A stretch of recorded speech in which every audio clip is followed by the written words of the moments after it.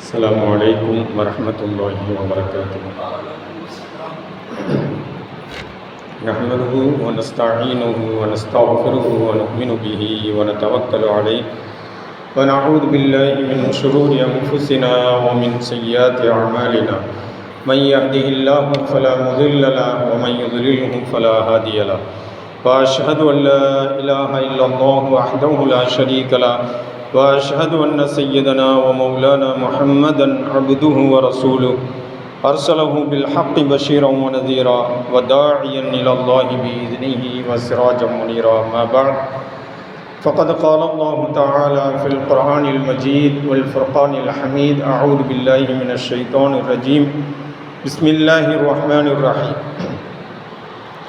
يا أيها الذين آمنوا ادخلوا في السلم كافة ولا تتبعوا خطوات الشيطان إنه لكم عدو مبين. فإن زللتم من بعد ما جاءتكم البينات فاعلموا أن الله عزيز حكيم. صدق الله العظيم.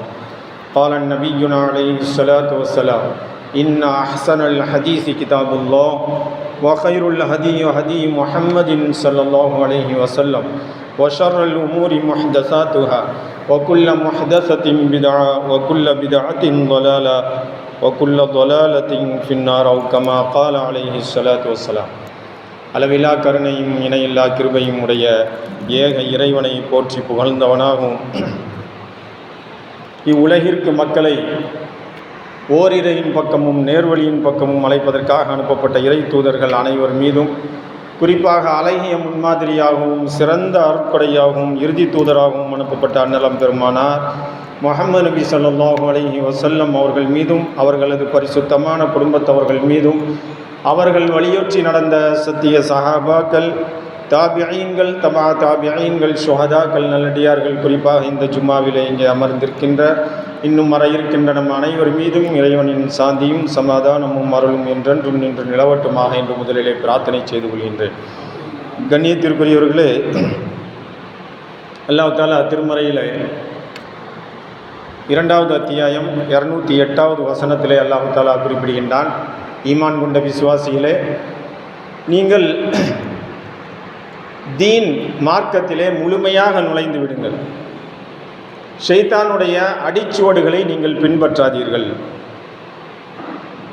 நீங்கள் அவ்வாறு செயல்படவில்லை என்றால் ஃபைன் ஜலல்தும் மிம்பாதி மாஜாத்துக்குமுல் பையினாத்து, அல்லாஹ்வினுடைய அத்தாட்சிகள் வந்த பிறகு நீங்கள் அதை புறக்கணிப்பீர்களேயானால் நன்கு அறிந்து கொள்ளுங்கள், அல்லாஹ் மதிநுட்பமிக்கவனாகவும் பேராற்றல் உள்ளவனாகவும் இருக்கின்றான் என்று அல்லாஹ் தஆலா அந்த வசனத்திலே குறிப்பிடுகின்றான். கண்ணியத்திற்குரியவர்களே, இஸ்லாத்தில் முழுமையாக நுழைந்து விடுதல் என்றால் என்ன அப்படின்னு பார்த்தீங்கன்னா, இன்றைக்கி பெரும்பாலும் என்ன பண்ணுறோம், நம்ம தொழுகிறாங்க ஆனால் பொய் சொல்லுவாங்க, தொழுகிறாங்க வட்டிக்கு கொடுப்பாங்க, வட்டி வாங்குவாங்க, தொழுகிறாங்க மானக்கேடான விஷயங்களை செய்வாங்க. அப்போ ஒரு பாட்டு இஸ்லாம் சொல்லக்கூடிய ஒரு பாட்டு தொழுகையை நம்ம கடைபிடித்து கொண்டு, தொழுகை மானக்கேடான விஷயங்களை தடுக்கின்றது அல்லாஹ் தஆலா குறிப்பிடுகின்றான்.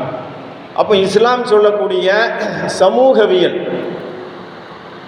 சமூகவியல் என்று சொன்னால் என்ன? மானக்கேடான விஷயங்கள் அல்லாஹ்வும் அவருடைய தூதரும் எதையெல்லாம் செய்யக்கூடாது என்று நம்மை தடுத்தார்களோ அவைகளிலிருந்து நாம் தவிர்த்து கொள்வது. வட்டி வாங்கக்கூடாதுன்னு சொல்கிறாங்களா, வட்டியின் பக்கம் போகக்கூடாது. மானக்கேடான விஷயங்களின் பக்கம் செல்லாதீர்கள் சொல்கிறாங்களா, மானக்கேடான விஷயங்களின் பக்கம் செல்லக்கூடாது. அதன் பக்கம் கூட நீங்கள் நெருங்காதீர்கள்னு சொல்கிறாங்களா, அதன் பக்கம் கூட நம்ம போகக்கூடாது. தாய் தந்தையரிடம் நல்ல முறையில் நடந்து கொள்ளுங்கள் அப்படின்னு அல்லாஹ்வும் அவனுடைய தூதரும் சொல்கிறாங்களா, தாய் தந்தையரிடம் நல்ல முறையில் நாம் நடந்து கொள்ள வேண்டும். உங்கள் மனைவியர்கள் உங்களில் சிறந்தவர், உங்கள் குடும்பத்தாரில் சிறந்தவரே அப்படின்னு நபி ஸல்லல்லாஹு அலைஹி வஸல்லம் அவர்கள் குறிப்பிட்டார்கள். அந்த அடிப்படையில் மனைவியர்களிடத்தில் நல்ல முறையில் நடந்து கொள்ளுங்கள்னு சொல்கிறாங்களா, நல்ல முறையில் ஒரு முஃமின் நடந்து கொள்வான். உங்களுடைய பிள்ளைகளிடத்திலே நல்ல முறையில் நடந்து கொள்ளுங்கள்னு சொல்கிறாங்களா, பிள்ளைகளிடத்திலே நல்ல முறையில் ஒரு முஃமின் நடந்து கொள்வான். அனாதைகளிடத்திலே நல்ல முறையில் நடந்து கொள்ளுங்கள்னு சொல்கிறாங்களா, அனாதைகளிடத்திலே ஒரு முஃமின் நல்ல முறையில் நடந்து கொள்வான். அண்டை வீட்டாரிடத்திலே நல்ல முறையில் நடந்து கொள்ளுங்கள்னு சொல்கிறாங்களா? அண்டை வீட்டாரிடத்திலே நல்ல முறையில் நடந்து கொள்வான்.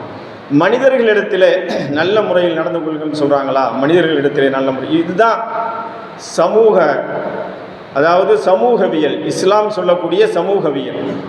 இஸ்லாம் வந்து 3 விஷயங்களை சொல்லுது: சமூகவியல், பொருளாதாரம், அரசியல். இந்த 3மே இஸ்லாமிய அடிப்படையில் அமையுமையானால் ஒரு சிறந்த சமுதாயம் உருவாகிவிடும். இந்த உலகத்தில் வந்து சிறந்த ஒரு சமுதாயம், அமைதியான ஒரு வாழ்க்கை இந்த பூமியில் ஏற்பட்டுவிடும் என்று அல்லாஹ் திருமறையிலே குறிப்பிடுகின்றான். நீ பார்த்தீங்கன்னா, தாய் தந்தையருக்கு அல்லாஹ் தஆலா திருமறையிலே குறிப்பிடுகிறான், வகலா ரப்புக அல்லா தஅபுது இல்லா இய்யாஹு வபில் வாலிதைனி இஹ்சானா இம்மா யபுலுகன்ன இந்தகல் கிபர அஹதுஹுமா அவ் கிலாஹுமா ஃபலா தகுல் லஹுமா உஃபின் வலா தன்ஹருஹுமா அப்படின்னு சொல்றான் அல்லாஹ் தஆலா. அல்லாஹ்க்கு இணை வைக்காதீர்கள். முதல்ல அல்லாஹ் என்ன சொல்றான்? வகலா ரப்புக அல்லா தஅபுது இல்லா இய்யா, அல்லாஹ்வை தவிர வேறு யாரையும் நீங்கள் வணங்காதீர்கள்.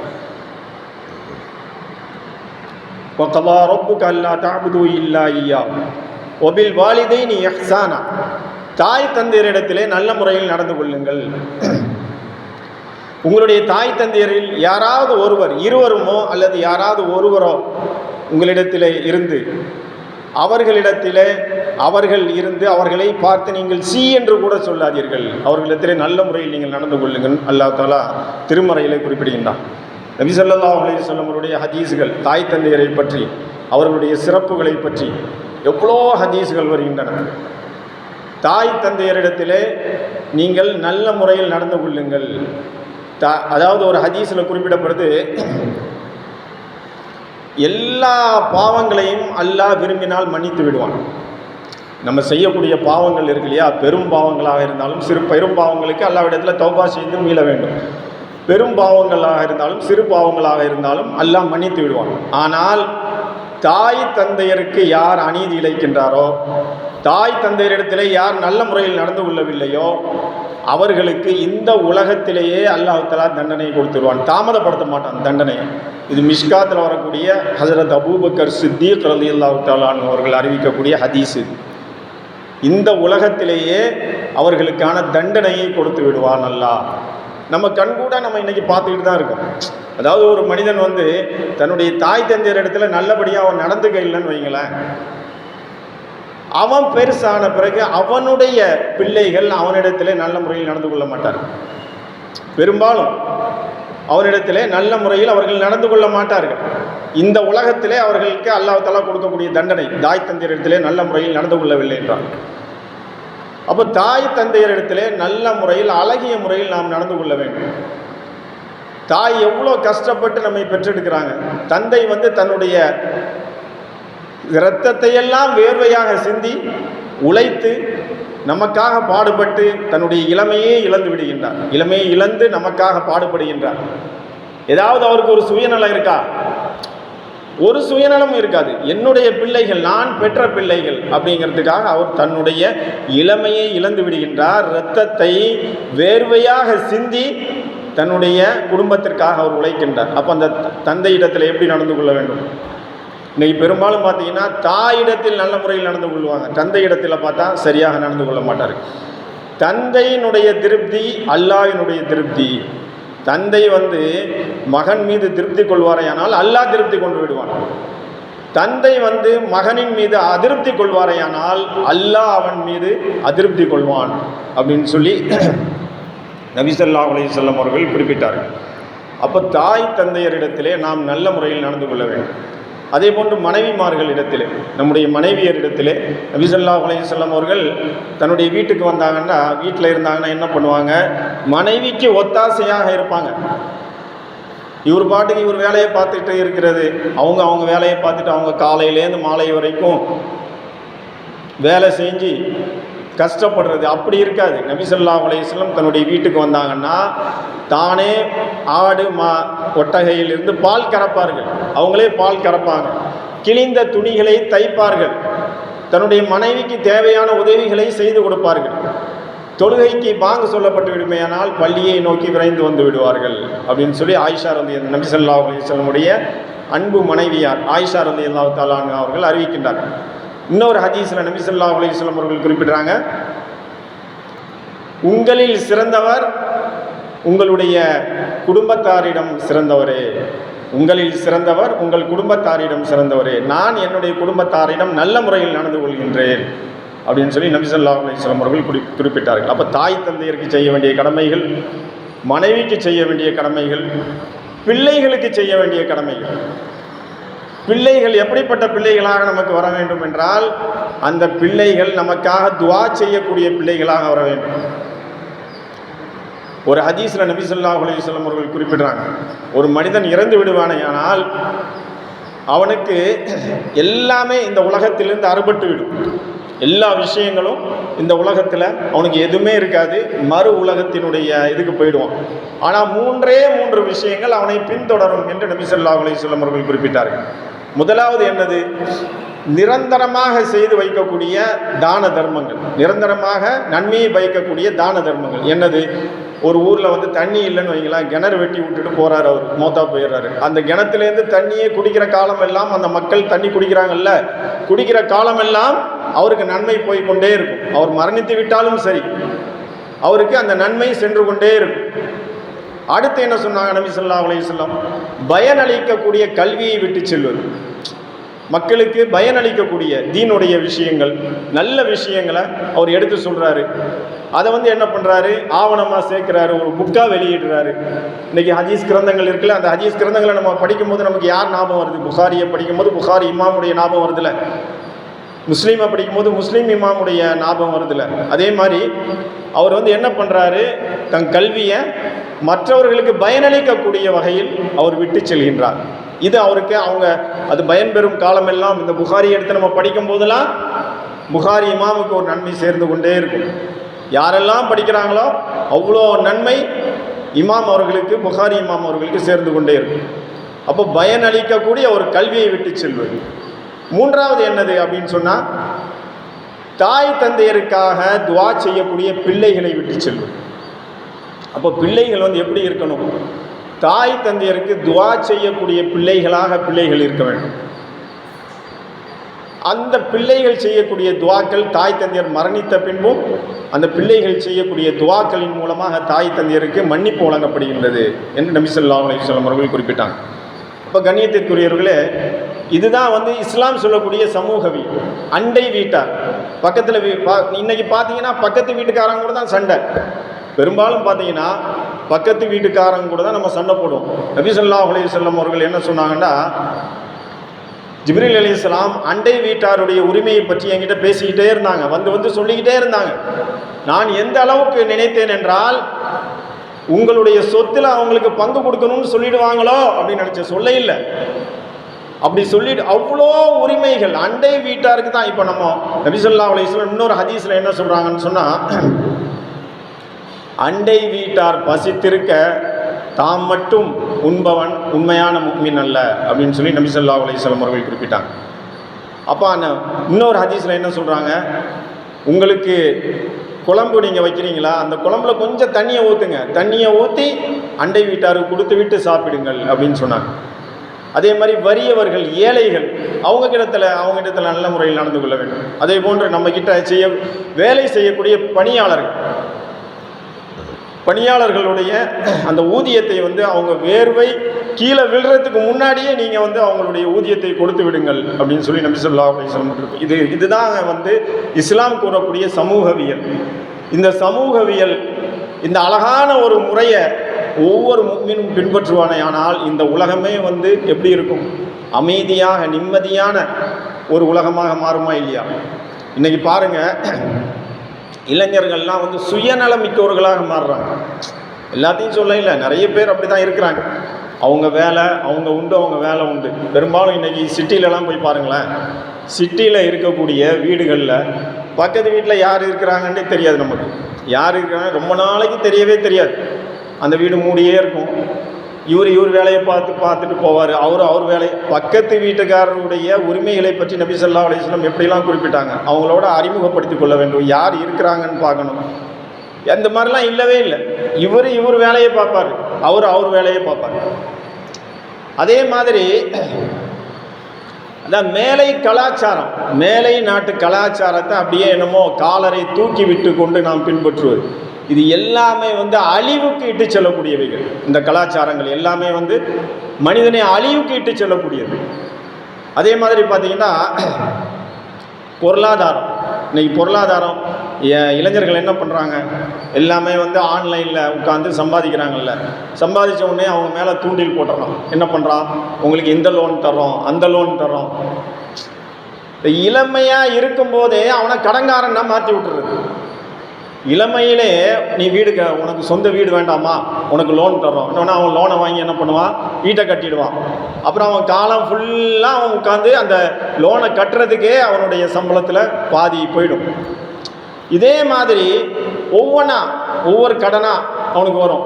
அடுத்து நீங்கள் கார் வாங்கவில்லையா, காருக்கு உங்களுக்கு லோன் தரோம், அந்த லோனுக்கு வட்டி போட்டு அது ஒரு அமௌண்ட் போயிட்டே இருக்கு. கடைசியில் நிறைய பேர் நானே பார்த்துருக்கேங்க, அதாவது அவர் மாதமானா 80,000 90,000 ரூபா சம்பாதிப்பார், ஆனால் அவருக்கு நிம்மதி இருக்காது, நிம்மதியான ஒரு வாழ்க்கை இருக்காது. எல்லாமே பார்த்தீங்கன்னா இந்த வட்டியை கட்டுறதுக்கே அவருக்கு சரியாக போயிட்டுருக்கு. அப்போ அதில் பறக்கத்து இல்லை. 80,000 சம்பாதிச்சாலும் 90,000 1 லட்சம் ரூபா சம்பாதிச்சாலும் சரி, அல்லாஹ்வும் அவருடைய தூதரும் சொன்ன முறைப்படி, இஸ்லாமிய முறைப்படி தன்னுடைய பொருளாதாரத்தை அவன் அமைத்து கொள்ளவில்லை என்றால் அவன் சிக்கலில் தான் மாட்டுவான்.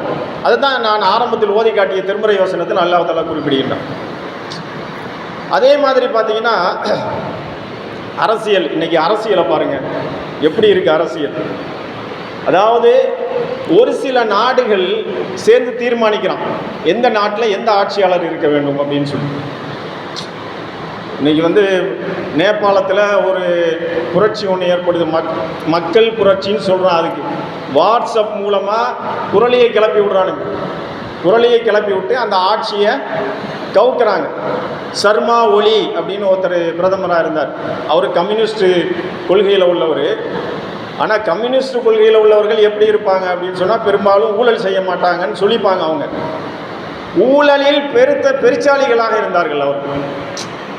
அவர்கள் மீது குற்றங்கள் இருக்கின்றது. ஆனால் என்ன பண்ணுறான் அப்படின்னு சொன்னால், இதை ஒரு காரணமாக வச்சு அமெரிக்கா, இஸ்ரேல் போன்ற பயங்கரவாத நாடுகள் என்ன பண்ணுறான்னு சொன்னால், இந்த நாடுகளில் இருக்கக்கூடிய ஆட்சியாளர்களை எடுத்துட்டு தன்னுடைய பொம்மை ஆட்சியாளரை கொண்டு அங்கே உட்கார வைக்கணும். இன்றைக்கி நேபாளத்தில் ஒருத்தரை ஒரு லேடிஸை கொண்டு உட்கார வச்சுருக்காங்க. அவங்க அமெரிக்காவிலேயே குடியுரிமை பெற்ற பெண்ணாக இருக்கிறாங்க. அவங்கள கொண்டு உட்கார வச்சுருக்காங்க. கொஞ்ச நாளைக்கு முன்னாடி பார்த்தீங்கன்னா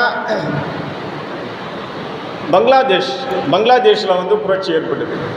புரட்சின்னு சொல்லக்கூடாது, அதை புரட்சிங்கிற முறையில், அதாவது அந்த ஆட்சியாளர்களுக்கு எதிராக ஒரு மக்கள் எழுச்சி ஏற்படுது. அதை என்ன பண்ணுறான், மேலை நாட்டில் உள்ளவன் அமெரிக்காவும் இஸ்ரேலும் மற்ற நாடுகளும் சேர்ந்து, இந்த பிரான்ஸு, இந்த நாடுகள் சேர்ந்து என்ன பண்ணுறான், தூண்டி விட்டு என்ன பண்ணுறான், தன்னுடைய பொம்மை ஆட்சியாளர்களை கொண்டு அங்கே உட்கார வைக்கணும். அவனுடைய நோக்கம் என்ன, தன்னுடைய பொம்மை ஆட்சியாளர்கள் அங்கே உட்கார்ந்துட்டாங்கன்னா நம்ம என்ன சொல்கிறோமோ அதை அவன் கேட்டு நடப்பான். அதே மாதிரி தான் இலங்கையில் நடந்தது. இவங்க இந்த இலங்கையில் ராஜபக்ஷே, அதே போன்று பங்களாதேஷில் இருந்த அந்த ஆட்சியாளர் ஷேக் ஹசீனா, இவங்களாம் நல்லவங்க நான் சொல்ல வரல, இவங்களாம் கொடுமையாளர்கள். அதாவது திருட்டு ஓட்டு எப்படி போடுறதுங்கிறத பங்களாதேஷில் ஷேக் ஹசீனா இருக்கும்போது தான் கற்றுக் கொடுத்தாங்க மக்களுக்கு. எல்லா எதிர்கட்சிகளும் புறக்கணித்து விட்டது, தேர்தலை புறக்கணிச்சு. அப்போ அவங்கள நல்லவங்க நான் சொல்ல வரல. எதுக்காக சொல்கிறேன்னு சொன்னால், அரசியல், இஸ்லாம் சொல்லக்கூடிய அரசியல் எப்படிப்பட்ட அரசியல். ஆனால் இவங்க என்ன பண்ணுறாங்க, இவங்க கைக்குள்ள ஒவ்வொரு நாடுகளையும் எடுக்கிறாங்க. அமெரிக்கா, அதே போன்று இஸ்ரேல், பிரான்ஸு, பிரிட்டன், இந்த நாடுகள் என்ன பண்ணுறாங்கன்னு சொன்னால், தங்களுடைய கைக்குள்ள எல்லாம் பொம்மை ஆட்சியாளர்களாக தான் இருக்கிறாங்க. உலகத்தில் எந்த நாடை வேணாலும் எடுத்துக்கிறீங்க, அந்த நாட்டில் இருக்கக்கூடிய ஆட்சியாளர்களை பார்த்தீங்கன்னா மேலை நாட்டின் அடிவருடிகளாக கை கட்டி பொம்மை ஆட்சியாளர்களை தான் அவங்க இருப்பாங்க. அவங்க என்ன சொல்கிறாங்களோ அதை கேட்பாங்க. அப்போ இதை எதிர்த்து ஒருத்தர் என்ன பண்ணுறாரு, மேற்கு ஆப்பிரிக்காவை சேர்ந்த ஒரு இப்ராஹிம் டெரோரா அப்படிங்கிற ஒரு புரட்சி செய்கிறார். சின்ன இளம் வயசு உள்ளவர், 34 வயசில் உள்ளவர். அவர் என்ன பண்ணுறாரு, அதாவது பிரான்ஸு இருக்கு இல்லையா, அவன் என்ன பண்ணுறான்னு சொன்னால், அந்த நாட்டினுடைய, அதாவது பெரும்பாலும் ஆப்பிரிக்கா நாடுகளில் வளங்கள் நிறைய அதாவது நம்ம நாடுகளை விட எல்லா நாடுகளும் உலகத்திலேயே மிகச்சிறந்த வளமுள்ள நாடுகளாக இருக்கக்கூடியவை எது? ஆப்பிரிக்கா நாடுகள் தான். ஆனால் இன்னைக்கு ஏழ்மையின் உச்சத்தில் இருக்கக்கூடிய நாடுகள் எதுன்னு பார்த்தீங்கன்னா ஆப்பிரிக்கா நாடுகள் தான். ஏன் அப்படின்னு சொன்னால், அங்கே உள்ள வளங்கள் எல்லாத்தையும் என்ன பண்ணிடுவாங்க, இவனுங்க ஏமாற்றி கொள்ளையடிச்சிடுறது. அதாவது அங்கே இருக்கக்கூடிய தங்க சுரங்கங்கள் இருக்காங்க. புர்கினோ வாசோ அந்த நாட்டின் பேர். அது எங்கே இருக்குதுன்னு சொன்னால் மாலிங்கிற ஒரு நாட்டுக்கு பக்கத்தில் இருக்கக்கூடிய, அதாவது மேற்கு ஆப்பிரிக்கா கண்டத்தில் இருக்கக்கூடிய ஒரு நாடு. அந்த அவர் என்ன பண்ணுறாருன்னு சொன்னால், இந்த மாதிரி புரட்சி செய்யக்கூடியவர்களை உடனே என்ன பண்ணிடுவானுங்க, கொன்னுடுவானுங்க, போட்டு தள்ளிடுவானுங்க. அவனுடைய பொம்மை ஆட்சியை கொண்டு வரதான் முயற்சி செய்வான். இவரை எப்படி இல்லாமல் கொல்றதுக்கு முயற்சி செஞ்சுக்கிட்டே இருக்கான். இதுவரைக்கும் முயற்சி செய்கிறான், ஆனால் அவனால் முடியல. அமெரிக்காவிலையும் மற்ற இந்த மேலை நாடுகளாலையும் அவரை கொல்வதற்கு முயற்சி செய்து கொண்டே இருக்கிறாங்க. ஏன்னு சொன்னால், அவர் நிறைய என்ன பண்ணுறாரு, எனக்கு தன் நாட்டுக்குன்ற ஒரு நாணயம் கிடையாது.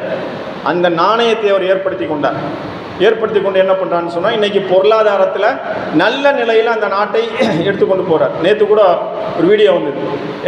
என்ன பண்ணுறாருன்னு சொன்னால், ரோடுகள் எப்படி போடுறாருன்னா, ரப்பர் இருக்கு இல்லையா, அந்த டயர் அந்த டயர்லாம் வீணாக தானே போகுது, அதை எரிக்க தானே செய்கிறாங்க. எரிச்சா சுற்றுச்சூழல் கெட்டு போகுங்கிறதுக்காக அந்த டயரை வச்சு என்ன பண்ணுறாரு, ரோடுகள் போடுறாரு. நீண்ட காலத்துக்கு நீடித்து நிலைக்கக்கூடிய ரோடுகளாக அது இருக்கும் அப்படின்னு சொல்லி ஆய்வுகள் சொல்லுங்க. இப்போ இந்த மாதிரி அதே மாதிரி என்ன பண்ணிட்டாரு, அந்த தங்க சுரங்கங்கள் இருக்கு இல்லையா, அதை வந்து எல்லாத்தையும் நாட்டுடைமை ஆக்கிட்டார். தன்னுடைய நாட்டுக்கு சொந்தமானதாக மாற்றினோன்னா என்னாச்சு, பொருளாதாரம் அவருக்கு நல்ல நிலைமையில் இன்றைக்கி அந்த நாடு போயிட்டுருக்கு. அப்போ எதனால் இதை சொல்கிறேன்னு சொன்னால், இஸ்லாம் சொல்லக்கூடிய சமூகவியல், அதாவது நம்மை சுற்றி இருக்கக்கூடியவர்களிடத்தில் தாய் தந்தையர், மனைவி, பிள்ளைகள், குழந்தைகள், அதே மாதிரி அண்டை வீட்டார், பொதுவாக மனிதர்கள், சொந்த பந்தங்கள், இவங்ககிட்டலாம் எப்படி நடக்கணும் அப்படின்னு சொல்லி இஸ்லாம் நமக்கு சொல்லித்தரல. அதுக்கு மாற்றமாக தான் இன்றைக்கி மேலை நாட்டு கலாச்சாரம் என்கின்ற போர்வையில் தாய் தந்தையர்கிட்ட நல்ல முறையில் நடக்கிறது இல்லை, அவங்களுக்கு மரியாதை கொடுக்கறது இல்லை. இந்த சமூகவியலை, இஸ்லாம் சொல்லக்கூடிய சமூகவியலை ஒவ்வொரு முஸ்லீமும் பின்பற்ற வேண்டும். அல்லாஹ் தஆலா அதை தான் நான் ஆரம்பத்தில் ஓதி காட்டிய அந்த திருமறை வசனத்தில் சொல்கிறான், யா அய்யுஹல்லதீன ஆமனு துகுலு ஃபிஸ்ஸில்மி காஃபா, இஸ்லாத்தில் நீங்கள் வந்து முழுமையாக நுழைந்து விடுங்கள். சும்மா ஒரு சில விஷயங்களை மட்டும் நீங்கள் எடுத்துக்கொண்டு மற்ற விஷயங்களை விட்டு விடுவதல்ல இஸ்லாம்ங்கிறது என்ன, அவர் தொழுவும் செய்வார், தாய் தந்தையர் இடத்துல நல்ல முறையிலும் நடந்து கொள்வார். அவர் தொழுவும் செய்வார், நோம்பும் வைப்பார், ஜக்காத்தும் கொடுப்பார், தன்னுடைய பிள்ளைகளிடத்தில் நல்ல ஒழுக்கமுள்ள பிள்ளைகளாக வார்த்தெடுக்க அவர் முயற்சி செய்வார். அதே போன்று அவர் தொழுவும் செய்வார், ஜக்காத்தும் கொடுப்பார், நோன்பும் வைப்பார். தன்னுடைய அண்டை வீட்டார், அண்டை அயலார்களிடத்திலே நல்ல முறையில் நடந்து கொள்வார். ஒரு முஸ்லீம் தொழுவும் செய்வார், நோம்பும் வைப்பார், ஜக்காத்தும் கொடுப்பார், எல்லா மக்களிடத்திலும் நல்ல முறையில் நடந்து கொள்வார். அதாவது நீங்கள் ஒரு 20-30 வருஷத்துக்கு முன்னாடி பாருங்களேன், பாயின்னா ஒரு மரியாதை இருந்தது. பாய் தொப்பி போட்டு வர்றாரா, பாய் வர்றாரு அப்படின்னு சொன்னால் தனியாக ஒரு மரியாதை கொடுப்பாங்க. அங்கே வண்டியை கொண்டு வந்து நிறுத்தி நம்மக்கிட்ட பேசி, பாய் எப்படி பாய் வழி எப்படி போகணும் அப்படின்னு சொல்லி நம்மக்கிட்ட தான் வழி கேட்பாங்க. அந்த நம்பிக்கை சீர்குலைக்கப்பட்டுச்சா இல்லையா? இப்போ சீர்குலைக்கப்பட்டு விட்டதா இல்லையா? அதாவது நமக்கு நம்முடைய எதிரிகள் பிரச்சாரம் செஞ்சு முஸ்லீம்கள் தீவிரவாதிகளாக காட்டுறது ஒரு பக்கம். இங்கே இந்தியாவை பொறுத்தவரை எப்படின்னா, நம்முடைய எதிரிகள் முஸ்லீம்கள் தான் நம்முடைய எதிரிகள், இவங்க தான் நம்முடைய பொருளாதாரத்தை சுரண்டி விட்டார்கள், இவர்களுடைய முன்னோர்கள் தான் என்ன பண்ணாங்க, கோயில்களை கொள்ளையடித்தார்கள், அவர்களுக்கும் நமக்கும் எந்த சம்பந்தமும் கிடையாது. அந்த முகலாயர்களுக்கும் நமக்கும் எந்த சம்பந்தமும் இருக்கா? முகலாயர்கள் ஆட்சியாளர்கள், இஸ்லாமிய ஆட்சியாளர்கள், முஸ்லீம் ஆட்சியாளர்களாக திகழ்ந்தார்கள். அவர்களுக்கும் நமக்கும் எந்த சம்பந்தமும் இல்லை. நாம் இந்த நாட்டில் பிறந்து இந்த நாட்டிலே கொடுமைகளை எதிர்த்து அதன் காரணமாக உண்மையான சகோதரத்துவத்தை போதித்த இஸ்லாத்தை பின்பற்றவர்களாக நாம் மாறினோம். நம்முடைய மூதாதையர்களாம் எப்படி இருந்தாங்க? மாற்று மதத்தை சேர்ந்தவர்களாக தான் நம்ம மூதாதையர்கள்லாம் இருப்பாங்க. கொஞ்சம் ஒரு 10-15 தலைமுறையெல்லாம் போய் பாருங்களேன், நம்முடைய மூதாதையர்கள் நம்முடைய முன்னோர்கள்லாம் மாற்று மதத்தை சேர்ந்தவர். ஏன் நம்ம இஸ்லாத்தை ஏற்றுக்கொண்டோம்? இஸ்லாத்தில் அவ்வளோ அழகான ஒரு நடைமுறை இருக்குது, சகோதரத்துவம் இருக்குது, மனிதத்துவம் இருக்குது, அழகான பொருளாதாரத்தை சொல்லுது, அழகான அரசியலை சொல்லுது, அழகான ஒழுக்கவியலை சொல்லுது, அழகான சமூகவியலை சொல்லுது. அப்போ இது எல்லாத்தையும் ஆற தழுவி கொண்டவர்கள் தான் நாம். அதனால தான் நம்ம இஸ்லாத்தில் நாம் வந்தோம். நாம் அதாவது இறக்குமதி செய்யப்பட்டவர்கள் அல்ல, முஸ்லீம்கள் இறக்குமதி செய்யப்பட்டவர்கள் அல்ல. இந்த நாட்டிலே பிறந்து இந்த நாட்டிலே இஸ்லாத்தை தழுவியர்கள் தான் நாம். அப்போ நமக்கு எதிராக சில பிரச்சாரங்கள் நடைபெற்று கொண்டிருக்கின்றன, அது வேற விஷயம், அது பொய்யானது, நம்முடைய எதிரிகள் செய்து கொண்டிருக்கிறாங்க. அது ஒரு பக்கம் இருந்தாலும் இன்னைக்கு நம்முடைய செயல்பாடுகள் எப்படி இருக்குங்கிறத நம்ம சீர்தூக்கி பார்க்க வேண்டும். நம்முடைய செயல்பாடுகள் எப்படி இருந்து கொண்டிருக்கின்றன? நாம் நம்முடைய தாய் தந்தையர் இடத்துல நல்ல முறையில் நடந்து கொள்கின்றோமா? நம்முடைய சகோதரர்கள் இடத்தில் நல்ல முறையில் நடந்து கொள்கின்றோமா? நம்முடைய பிள்ளைகளை துஆ செய்யக்கூடிய பிள்ளைகளாக நாம் மாற்றி இருக்கின்றோமா? அண்டை அயலாரிடத்திலே நாம் நல்ல முறையில் நடந்து கொள்கின்றோமா? நம்முடைய பொருளாதாரம் எப்படி இருக்குது? நம்ம பொருளாதாரத்தை இஸ்லாமிய முறைப்படி நம்முடைய பொருளாதாரத்தை நாம் அமைத்து கொண்டோமா? இது எல்லாமே நம்ம பார்க்கணும்ல. அதைத்தான் அல்லாஹ் தஆலா திருமறையில் என்ன சொல்கிறான்? 2வது அத்தியாயம் 208வது வசனத்தில் அல்லாஹ் தஆலா குறிப்பிடுகின்றான், யா அய்யுஹல்லதீன ஆமனு துகுலு ஃபிஸ்ஸில்மி காஃபதம் வலா தத்தபிஉ குதுவாத்தி ஷைத்தான் இன்னஹு லக்கும் அதுவும் முபீன். ஈமான் கொண்ட விசுவாசிகளே, இந்த தீனில் முழுமையாக நீங்கள் நுழைந்து விடுங்கள். கொஞ்சம் ஒரு சில விஷயங்களை மட்டும் எடுத்துக்கிட்டு நிறைய விஷயங்களை விட்டுவிடக்கூடியவர்கள் உண்மையான முஸ்லீம்கள் கிடையாது. முழுமையாக நுழைந்து விட்டால் தான் உண்மையான முஸ்லீம்களாக நீங்கள் திகழ்வீர்கள் என்று அல்லாஹ் தஆலா குறிப்பிடுகிறான் அந்த வசனத்தில். ஆகவே கண்ணியத்திற்குரியவர்களே, இஸ்லாம் சொல்லக்கூடிய சமூகவியல்ங்கிறது நிறைய விஷயங்கள் அதில் சொல்லலாங்க. சமூகவியலை பற்றி நம்ம பேசணும்னு சொன்னால் எவ்வளவோ சொல்லலாம். அதே மாதிரி பொருளாதாரத்தை பற்றி பேசிக்கொண்டே இருக்கலாம். அரசியலை பற்றி எவ்வளவோ பேசலாம், அரசியலை பற்றி பேசிக்கொண்டே இருக்கலாம். அநியாயம் இழைத்து கொண்டு இருக்கக்கூடியவர்கள் இன்றைக்கி இஸ்ரேல் இவ்வளோ அநியாயம் இழைக்கிறான். நிறைய நாடுகள் இன்றைக்கி எதிர்க்க ஆரம்பிச்சிச்சு இஸ்ரேலை. எவ்வளோ நாடுகள் எதிர்க்கின்றன. அமெரிக்கா சப்போர்ட் பண்ணுறான், பிரான்ஸு சப்போர்ட் பண்ணுது, இந்த மாதிரி ஒரு சில நாடுகள் சப்போர்ட் பண்ணுது. ஆனால் நிறைய நாடுகள், ஸ்பெயின் இருக்கு இல்லையா, ஸ்பெயின் எத்தனையோ கோடிக்கணக்கான ரூபாய்க்கு அவனோடு பொருளாதார ஒப்பந்தம் செய்திருந்தான். அந்த ஒப்பந்தம் அவ்வளத்தையும் முறித்து கொண்டான். யார்? அது இஸ்லாமிய முஸ்லீம் நாடு கிடையாது. ஸ்பெயின் கிறிஸ்தவ நாடு. ஒரு காலத்தில் முஸ்லீம்கள் அங்கே இருந்தார்கள். இன்றைக்கி அங்கே கிறிஸ்தவ நாடு. அந்த கிறிஸ்தவ நாடு என்ன பண்ணுறான்? இஸ்ரேலோடு நாங்கள் எல்லா தொடர்புகளையும் முறித்து கொள்கின்றோம் அப்படின்னு சொல்லி ஸ்பெயின் அறிவிக்கின்றோம். ஸ்பெயின் மட்டுமல்ல, நிறைய நாடுகள் இதே மாதிரி அறிவிக்கிறான். ஆனால் முஸ்லீம் ஆட்சியாளர்கள் எப்படி இருக்கிறாங்க? முஸ்லீம் ஆட்சியாளர்கள் இஸ்லாத்தை பின்பற்றக்கூடியவர்களாக, அவர்களுக்கு சுயநலம், தங்களுடைய ஆட்சி அதிகாரம் எங்கே பறிக்கப்பட்டு விடுமோ, தங்களுடைய மன்னர் ஆட்சி எங்கே பறிக்கப்பட்டு விடுமோன்று அவங்க பயந்துட்டு என்ன பண்ணுறாங்கன்னு சொன்னால் அமெரிக்காவின் காலிலும் இஸ்ரேலின் காலிலையும் போய் விழுறாங்க. அப்போ இதுவெல்லாம் இஸ்லாம் சொல்லக்கூடிய அநியாயத்தை எதிர்த்து நிற்கக்கூடிய ஒரு சமூகம் எப்படி இருக்கணும்? ஒரு கூட்டமைப்பு ஒன்று வச்சுருக்கிறாங்க, இஸ்லாமிய நாடுகளின் கூட்டமைப்பு. அந்த கூட்டமைப்புலேருந்து என்ன பண்ணுறாங்க? வெற்று காகித அறிக்கைகளை விடுறாங்க இஸ்ரேலுக்கு எதிராக வெற்று காகித அறிக்கைகள் தான் விடுறாங்க. ஒன்றுமே எந்த நடவடிக்கையும் இல்லை, சும்மா வாய்ச்சவடால் மட்டும்தான் அரபு நாடுகளுக்கு. சுத்தமாக அவன் இப்போ என்ன சொல்லிட்டு இருக்கான்னு சொன்னால், நாங்கள் அகண்ட இஸ்ரேலை நாங்கள் ஏற்படுத்த போகின்றோம், அதற்கான எல்லா முயற்சிகளையும் அவன் செஞ்சிட்ருக்கிறான். எத்தனை குழந்தைகள் செத்தாலும் சரி, எத்தனை பெண்கள் செத்தாலும் சரி, ஹாஸ்பிட்டல்கள் அனைத்தையும் அழிச்சிட்டான். அதே மாதிரி அடிப்படை கட்டமைப்புகள் எல்லாத்தையும் ஒழிச்சிட்டான். சாப்பாட்டுக்கு வழி இல்லை. உலகம் முழுவதும் இன்றைக்கி நம்ம லைவாக பார்க்குறோம்ல, அப்போ கூட அவன் பாருங்கள், அந்த அநியாயத்தில் அவன் உறுதியோடு நின்றுட்டு அந்த அநியாயம் இழைத்து கொண்டே இருக்கின்றான். அப்போ இந்த அரபு நாட்டு தலைவர்களுக்கு எங்கே போய்விட்டது அறிவு? இஸ்லாம் சொல்லக்கூடிய அந்த அரசியல் முறையை அவர்கள் கையில் எடுத்தால்தான் முஸ்லீம்களுக்கு வெற்றி கிடைக்கும். இஸ்லாம் சொல்லக்கூடிய பொருளாதார முறையை அவர்கள் கையில் எடுத்தால்தான் முஸ்லீம்களுக்கு வெற்றி கிடைக்கும். இஸ்லாம் சொல்லக்கூடிய சமூகவியலை அவர்கள் கையில் எடுத்தால்தான் முஸ்லீம்களுக்கு வெற்றி கிடைக்கும். ஆகவே கண்ணியத்திற்குரியவர்களே, நாம் இஸ்லாத்தில் சில விஷயங்கள் இருக்குது, சில சடங்குகள். குழந்தை பிறந்துச்சுன்னா நம்ம என்ன பண்ணுவோம், ஹக்கீக்கா கொடுப்போம் பிள்ளைக்கு. காதில் என்ன பண்ணுவோம், களிமா இது அதான் சொல்லுவோம் காதில். இது எல்லாம் என்ன அப்படின்னு சொன்னால் இஸ்லாம் சொல்லக்கூடிய சில சடங்குகள், நபி ஸல்லல்லாஹு அலைஹி வஸல்லம் அவர்கள் கற்றுக் கொடுத்த சில சடங்குகள். இஸ்லாத்தில் முக்கியமான தீன்ங்கிறது என்ன? தீன் தான் என்ன?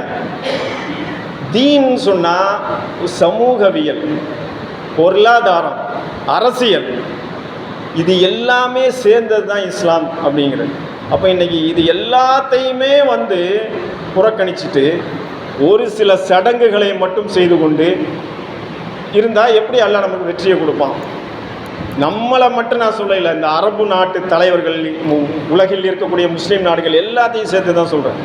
இப்போ எப்படி நமக்கு அல்லாஹ் தஆலா வெற்றியை தருவான்? ஆகவே கண்ணியத்திற்குரியவர்களே, நாம் அந்த சிந்தனையை நமக்குள்ளே முதல்ல ஏற்படுத்தி கொள்ள வேண்டும். பொருளாதாரங்கிறது இஸ்லாம் சொல்லக்கூடிய பொருளாதாரம் எவ்வளோ அழகான பொருளாதாரம். இந்த கலீஃபாக்களுடைய ஆட்சி காலத்தில் பொருளாதாரம் எப்படிப்பட்ட பொருளாதாரம் இருந்தது.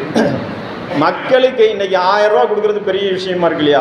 அந்த நேரத்தில் லட்சக்கணக்கில் கொடுத்தாங்க. உமர் ரலியல்லாஹு தஆலா லட்சக்கணக்கில் மாதம் கொடுத்தாங்க.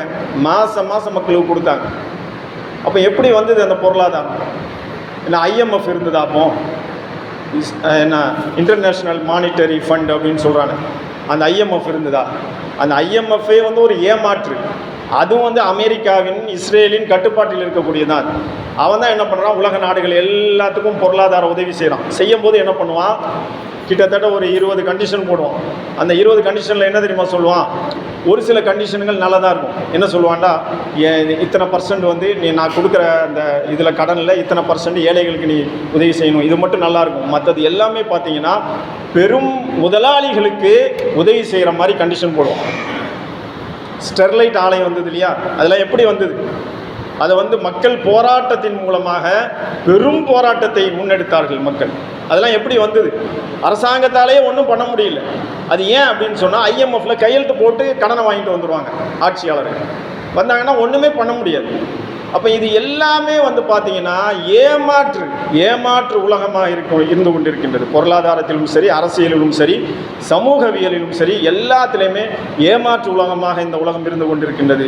உண்மையான இஸ்லாமிய கொள்கைகளை பொருளாதாரத்திலும் அரசியலிலும் சமூகவியலிலும் என்னைக்கு இந்த இஸ்லாமிய உலகம் பின்பற்றுகின்றதோ, முஸ்லீம் நாடுகள் பின்பற்றுகின்றதோ, அன்னைக்கு அல்லாஹ் தஆலா நமக்கு நிச்சயமாக வெற்றியை தருவதற்கு காத்து கொண்டிருக்கின்றான். அப்படிப்பட்ட அந்த நல்ல நாட்களை நாம் அதிவிரைவிலே பார்க்கக்கூடிய மக்களாக அல்லாஹ் தஆலா நம் அனைவரையும் ஆக்கி அருள்வானாக. நம்மிலே யாரெல்லாம் நோய்வாய்ப்பட்டுள்ளார்களோ நோய்களை முழுமையாக குணப்படுத்துவானாக. பாலஸ்தீன மக்களுக்கு அதிவிரைவிலே அல்லாஹ் தஆலா வெற்றியை கொடுத்தருள்வானாக. வ ஆகிரு தஅவானா அல்ஹம்துலில்லாஹி ரப்பில் ஆலமீன். அஸ்ஸலாமு அலைக்கும் வரஹ்மத்துல்லாஹி வபரகாத்துஹு.